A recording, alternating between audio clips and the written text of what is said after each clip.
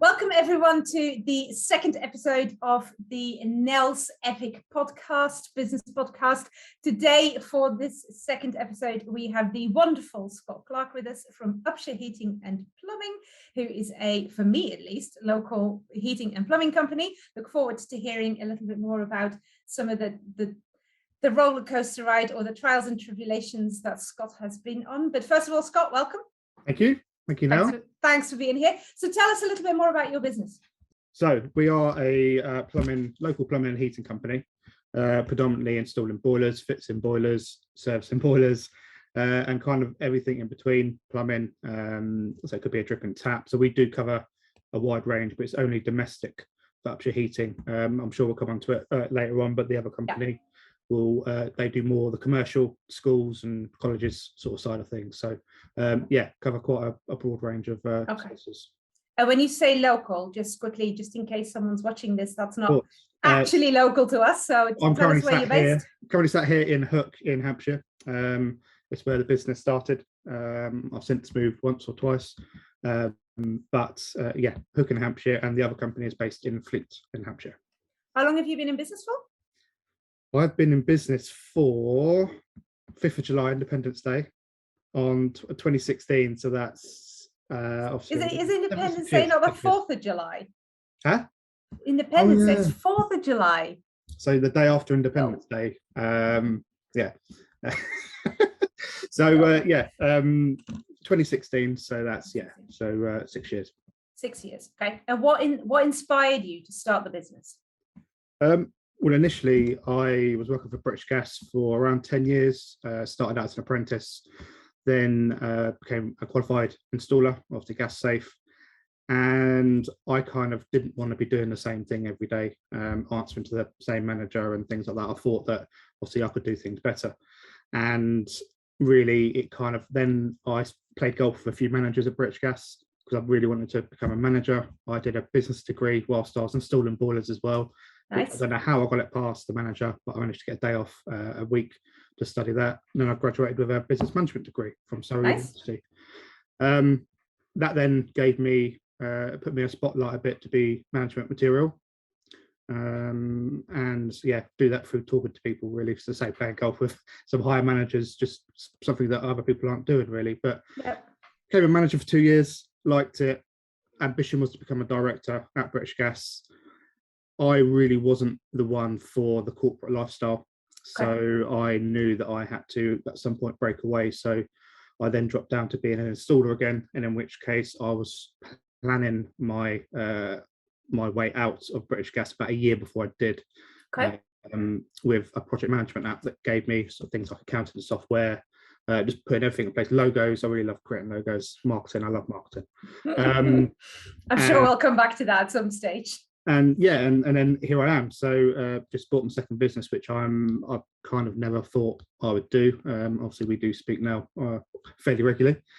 And you've been through my highs and my lows. But that's generally. So I've babbled on so much, I've even forgot the question. But I shouldn't answer. Well, the question was what inspired you to start the business. So I guess what you're saying is that climbing of the ladder sounded like what you wanted to do, but when you started climbing it, you decided that it wasn't for you, and you started your own journey. And I think it's anything new. I like things new. I don't like being stuck and doing the same thing. You put me in an office every single day doing the same things. I just can't. It's not possible. It's not in my DNA to do. It really isn't. Yeah.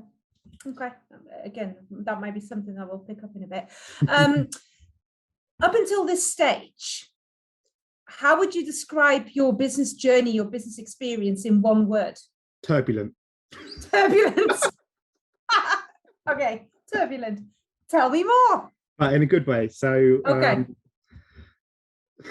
so you go into business and you like to think you know what you're doing when you first start out. You've got all the energy in the world. You've got everything going. I had my van and went to British car auctions in Blackbush to grab it, and all exciting stuff like that.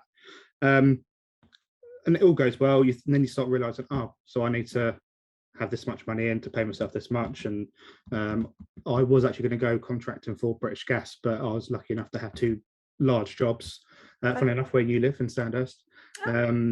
And they gave me enough cash flow to go on and buy some more equipment. that's how it started. As it's gone on, there's been highs and lows, but I would not change them one bit. So there's been a few jobs, again, as you know now, we spoke through them and you did help me on that, is I learned what mistakes I've made, and I then put them right, and we put things, change things slightly, let's say, and so that's really, and it's happened a few times, and it's how, if I did everything right, I don't personally believe that I would be as confident in business as I am today. So I believe that you need to go on this journey. If you do everything right, then put it this way, if you're comfortable the whole time, I don't think that you can have to be comfortable and grow. I don't think you can have them in the same sentence. If you're in terms of running a business, you have to really be learning things and making mistakes, and it really is okay to make mistakes. There's nothing wrong with that. Just don't make too big a mistake. But yeah, and also listen to people. I think talking to people on more of a personal level and also a business level has helped me this far. There's been a few personal things that I may or may not divulge, but that happened. And again, it's not just a business thing; it's also personal. That I've been through a few bits, and it's maybe the person I am today. And I generally am so happy how things are. As I say, I just bought a business, and that's just crazy. It's mad. But as I say, I have to pinch myself sometimes, and I like to think I'm on the same level as the guys, so the engineers and the office staff and whatnot. I do, and I want to stay that way. But sometimes I do have to pinch myself, saying, oh, "Actually, Scott, you actually are their boss," and there has to be that boundary. And when one of the guys from the new company goes, "Right, boss," and I kind of took a moment. I was like, "Oh, that's pretty cool." I am, yeah. I like that. I'm doing all right. So actually, I'm kind of going to circle back around here and say you've mentioned a couple of the challenges already. So what have been, and you don't need to go into too much detail, but what have been some of the key challenges that you feel have made a massive difference to either the learning or the growth of the business? So I'll leave obviously details of the person out of this, but there was a particular bathroom job that we were putting a boiler in, we were putting a bathroom in, and we brought someone in to do tiling, and the tiling, let's say, which wasn't up to scratch at all. It was pretty rough, and obviously customers paying a good bit of money for having this done. So not only that, we had a few other things, minor things that went wrong. And slowly but surely, a customer sort of got a bit anxious as to why things are going wrong. Should this be happening? And they lost faith, if you like. I fought so hard. We were honest the whole way through. That's one thing I know that we kept true through that. We were honest, and I still think about it sometimes now. It does. It gets to me. It does. But there, coming out of that, I knew that one, think about who you're going to be bringing in to do things like filing and outsourcing, and try and use as much internally as you can, or just say that we can't do that and get someone else in to do it. So there's a lot of lessons there. I had to learn to take the emotion out of it and to diffuse a situation as quickly as possible, which was tough. As a business owner, that's tough though, isn't it? Because this is your baby that you're involved with. If someone is not happy, you're obviously going to take it personally. There's no way about it. But I think I've learned to listen. One, you have to listen, but also I think it's just knowing, you've got to learn how much it gets to you. So it got to be so much before I'd sleepless nights on this particular job. It was that bad, honestly. Not in terms of what we've done, but in terms of the emotional side of it. Because it's a lot of money. And I think what I'm trying to say is that you learn when to affect you as much. So I've learned to have a bit more of a, right, okay, that's done now. You can't change it, move on. So big lesson there is don't try and change what you can't change. Or don't.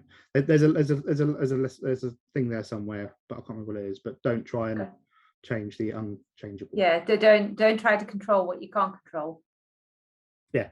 or a match of the two. Well, was that sort of emotional side of what happened at that stage, was that something that you hadn't anticipated when you started the business? Absolutely. I would never have expected something like that to affect me in the way it did. But as I say, you can only, I think with that particular one, it was kind of baby steps, and then you had to just finally let go and do what we needed to do. It's not something I did anticipate, because I thought, I know what I'm doing. I can install a boiler. And bathrooms was not something we had done a lot of. We'd done a few of them, but it's not what we've done a lot of. So it's a lesson to learn and take with me. So, and some changes to be made on the back of that, right? So it's you can't change what is happening at that stage, but it's the lessons you take from it and the changes that you make on the back of this as well. So that change, the main one is that we are a heating company. We're not a heating, a plumbing, a tiling, a carpentry company. We are. I'm a believer that now, off the back of that you need to. It's better to not be jack of all, master of none. So we now focus pretty much on the heating side. Obviously, I know I mentioned plumbing earlier, but certainly we don't undertake bathrooms. It's just something that we. And generally, the guys that you bring in, they like to do bathrooms or they like to do heating. They're generally, you won't find one or the other. You won't find someone that likes both. You like someone that likes a long job that takes a while. You got to step back, or you like someone that likes fixing things and putting things on the wall. And it's a very, very different way of working. But totally, skills do overlap a little bit, of course. Okay. So what you're basically saying there is get really clear on what it is that you love doing or that you're really good at, and just stick to that. And then also don't be scared to tell clients, this is not our cup of tea. We can make some recommendations to other local trades. So if I was to start out again, I'd probably write a list of services that we offer and learn the word no a bit more. No. Yes. Or kind of words, so we don't offer that service, which would what you would do. But but sometimes you can just say no. There's so many. I don't. In terms of what busy fool. I've been a busy fool in the past. So learning the word no is huge in business. Okay. And I was just going to ask what, and although this links into it, I guess, but what's one thing that really surprised you starting a business? What's one thing that really surprised you that you hadn't anticipated that was going to happen? I would say that how much I learned in even the 6 years now I've been in business versus, let's say, the 10 years or 9 years I was at British Gas. Okay. I was not anticipating on learning so much about plumbing and heating. It was because essentially at British Gas I was installing boilers every day when I was boiler installation engineer. Which meant I was amazing at that. I was amazing at doing brickwork even, because that became part of what we were doing. But I think the biggest surprise for me, as soon as you start a business, there's no two ways about it. You have to learn, otherwise you're going to find yourself in the. And I won't swear. Preferably, thank you very much for that. and you will. It's. I think you just have to learn to. I think the famous word in COVID was pivot. And I think that would be to do with if you've got a problem, you've got two things you can do. You can either hit it head on and think, right, how can I get through this? Or you can just sort of worry about it and not do anything about it and try and run away from it. So I know I've been guilty of that in the past, certainly not now, but you've got to hit things head on. You're like, okay, so this is the problem now. And I had one when I first took over a few weeks ago, this new business, where someone came in and basically telling us to get out in 24 hours because we haven't got this bit of paperwork. And I could have then gone, oh, I've got to get this and get that, and stressed. But in actual fact, I was like, okay, so I know I'm a good solicitor. I'm just going to, he's say a good friend, like more of an acquaintance. And he put things right. So again, I think knowing I know so many people now in business, it's crazy, through networking. And I think that has been huge as well. It's massive. Nice. So obviously member BNI, but I've done a bit of other networking as well. There's obviously ribbons. So these things do. Do you know what? I thought networking was a load of old guff. I did.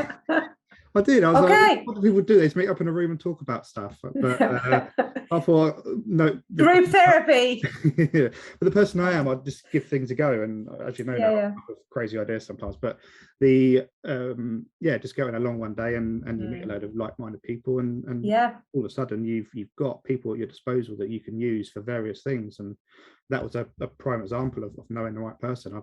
Instead of going on the internet and going, oh, by the way, my name's Scott and I've got a problem.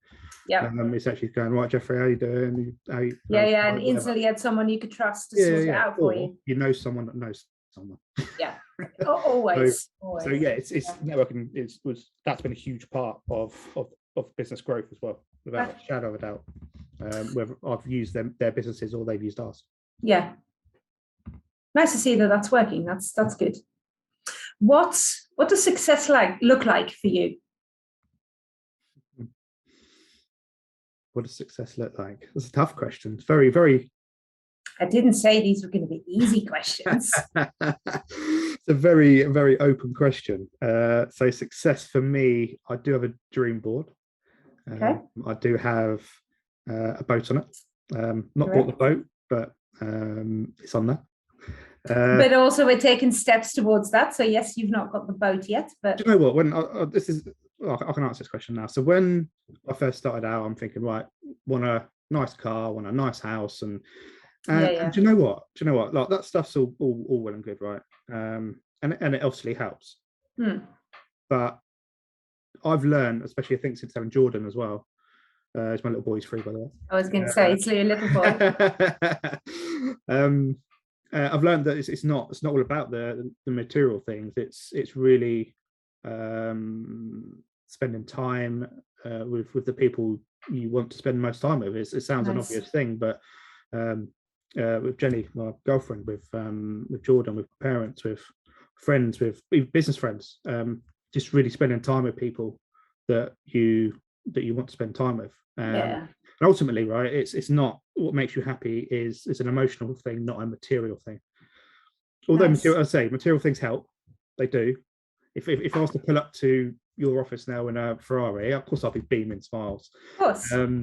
But I know that I'd swap that for, I don't know, 20 years of happiness and health, for instance. Yeah. In an instant. So I think good balance, but yeah, emotionally, success is when you can come home and you can spend time with the family, knowing that, let's say, looking at the business, that you've created that, but then you're coming home and you've got a balance between the two. That's very profound, Scott. I love that. You won't be getting one word answers of me today. No, that's all right. I don't need you to. Actually, and it's great because you're making a really great point, because I remember when I first met you, it was indeed that whole your dream chart with the house that you wanted and the car that you wanted and the boat was already on there at that stage. And they're great things to aim for, but to get from here to there might be too far. Right now, you've got your license for driving boats. So RYA powerboat level 2. So it's not a license that you need to drive a powerboat, but it's a sensible option to take when going out on the sea. But it also means that you can now go on a boat, which before you couldn't so much. We're getting towards that now. When you get to that stage where you go, I can afford to buy my own powerboat. Do you want to or not? Well, yeah, that's great, but then you have the choice. But at least that grin on your face when you've been out on the boat, that links to the happiness that you were talking about. It's a great escapism as well. So to get away from everything. Well, it goes a little bit against what I've just said, but to have a bit of time to yourself. Sea air. Went over to the Isle of Wight recently. That was good fun. First ever one without an instructor as well. So I was well proud of myself. Well done. And made it back in one piece. I made it back as well, yeah. Let's put that caveat out. Actually, that nicely links me into, over the past 6 years since you've started the business, what are you most proud of? You know, I thought about this question. I can't remember what I was going to say, but I think what am I most proud of? The only thing I kept coming to was the fact that I've built this business and I help everyone is equal in the business. Everyone contributes equally, and what am I most proud of? I suppose it was the moment. There's quite a few, but I think becoming Screwfix's Britain's top tradesperson finalist twice in 2017 and 2019 was probably my proudest moment, because it was more the fact that my parents have seen me start this business, and now I've got this thing that I achieved, and I didn't win, but the person was very, very good that won. One of them was a roofer in Scotland, and he had a service plan for roofing, which is great, really good idea. And the 2017 one was a plumber, again from Scotland. So and equally he had an extremely good business. So I knew I was in a room with some worthy people. But yeah, I think that's the proudest moment. It definitely is. And it's good, especially being a national award as well. Okay, and well done. Cool. You've forgotten to mention the ad, but it's all right. Oh yeah, but I've been on Screwfix for 10 seconds on an advert. Yeah, that was fun. Yeah, well, 10 seconds is 10 seconds more than other people have done. During on ITV during the England football game as well, so it was good. What more do you want? Yeah. In your opinion, what behaviours or what behaviour traits do you think make a great business owner? 2 ears and 1 mouth. Oh. So this is what a manager at British Gas, Tony, is my boss at the time, and because I was one of these people that would speak, so I'd think it there, and it would just come straight out of there, nothing in between. So when he said that to me, I was like, yeah, that's so simple but so effective. So that made me think, okay, so I'm trying to think of a scenario here. So if I didn't know the answer to a technical question about a boiler that an engineer was asking me while I was visiting him, I wouldn't go, well, I think it's that. I would say, right, okay, so I'll go away, I'll find out, and I'll get back to you in 5 minutes. Right. So there's 2 ways of me approaching that, but I think just listening to people before, so you're not the only one in the room. And when I feel comfortable in a room, I'm fairly loud. When I'm not, I'm quiet. But I think it's listening is so important to other people, making an assessment and then saying what you need to say, and it's so much more effective rather than just blurting a load of rubbish out. It's the quality of what you need to bring rather than the quantity. So 2 ears and 1 mouth for a reason. Okay.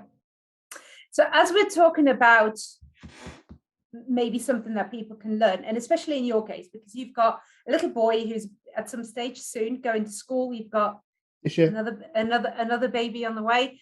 So you've got 2 young kids. What kind of, if you're now thinking back of your school time as well, what kind of subjects do you feel that kids should either be learning to help them in their path of becoming a business owner? Either they're being taught or they're maybe not being taught, and especially you haven't also done a business degree. What do you feel would be something that you wish you'd learned at school?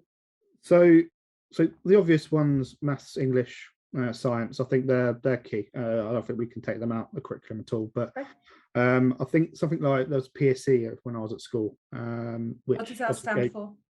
I can't remember. Personal, social, something, I don't know, but it was a general class about things, and obviously that's where the sex education came in and all that sort of stuff.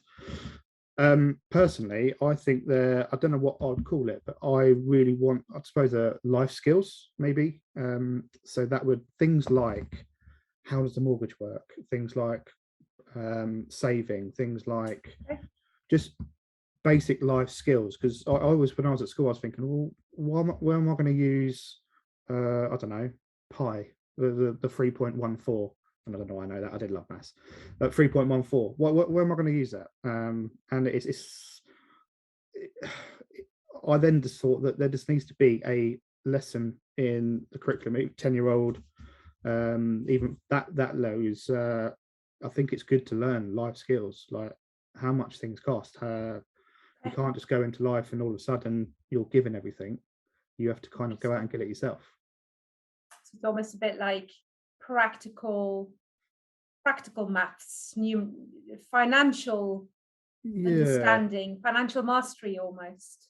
Yeah, kind of like that. I think that would go some way, because I didn't really know what I was doing. When I was at British Gas, when I was 21, I finished my apprenticeship, and all of a sudden I was on this money that I didn't know what to do with. So as a person or a young lad of that age would do, I used to go out with my mates all the time, and I had that money, so I spent that money. Yeah.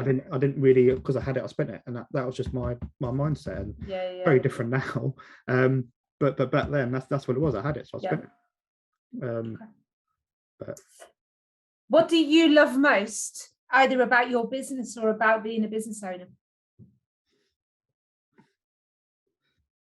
Love most about being a business owner, I think it's the freedom and kind of being able now, anyway, to look back on what I have achieved, and said that the time that I've spent building this business is not, I've not wasted my time, in my opinion, being employed by British Gas.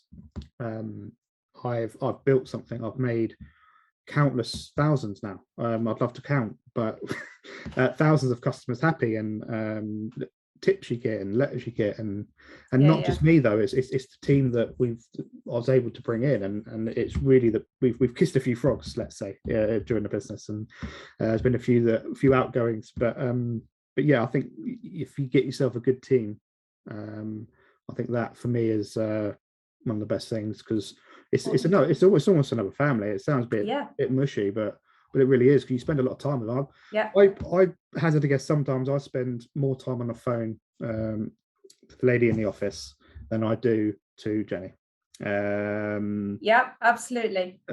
So yeah, it's you spend a lot more time with them than most other people in your life, and get on with them. And we've been go-karting. I tried to build some other fun stuff in, and as you know now, I'm gonna hopefully try and send them up on a plane, but I'm gonna have to try and negotiate the price a little bit on that one. Okay. But yeah, I'm hoping to send them up. So I want them to do really cool stuff. I want them to enjoy where they work. That's my biggest philosophy. I'm not going to penny pinch. It's a give and take boss, I think. It's also for you, and knowing you, it's important for you to have fun. I am surprised that you've not said marketing and videos in this section. Oh yeah, well yeah. That's fine. I do the marketing. Bit of marketing. It's probably not enough time. A bit of marketing. I bought an NFT, but it's probably not enough time for that today. Let's not go there. Got 3 sort of end kind of questions that we're asking everyone, just to see what your thoughts are on this. And the first one is, what would you tell your 10-year-old self if you had the opportunity to go back and share some wisdom? What would you tell yourself? Feel more uncomfortable more. Oh. So based on the fact of what I've said previously, with it's all well and good being comfortable, but the more that you are uncomfortable, the more you generally will grow as a person. So I think just go and try things that make you feel uncomfortable more than what I did. But it's easy to say now, of course. That's right. But we can still do that going forward, right? Of course. I was going to say 30-year-old Scott can tell 40-year-olds what to do. Anyway. 40? Well, no. Going forward, you can look forward and go, this is what we're doing. Anyway. I'm 22. What are you talking about? Of course you are. Of course. Apologies. If you had to start your business again, but knowing what you know now, what would you do differently? Limit services that we offer, without a doubt. Right. Yeah. Bang. I know that one. Bang. Done with that one. Okay. And then the last question is, what's the best bit of advice that you've ever received?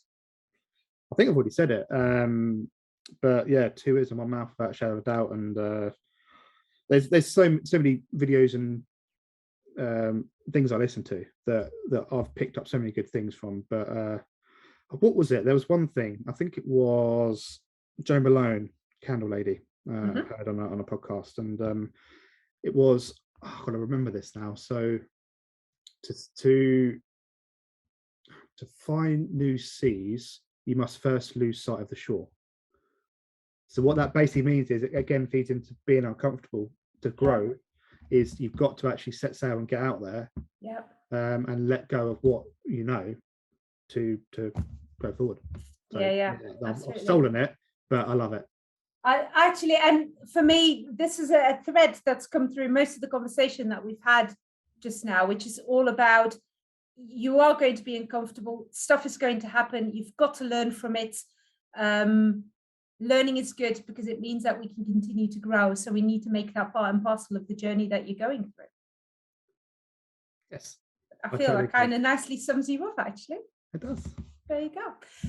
That's all we have for today. Thanks very much, Scott, for being here. Scott's details will be in the comment section at the bottom. So if you wanted to get in touch or book a one-to-one with him or have some questions, then please feel free to reach out to Scott. His details of Upsher will be in the comment section. Thanks for watching today's episode, and we'll see you back for some more business show soon. Thank you, Nell. Cheers. Bye. Bye.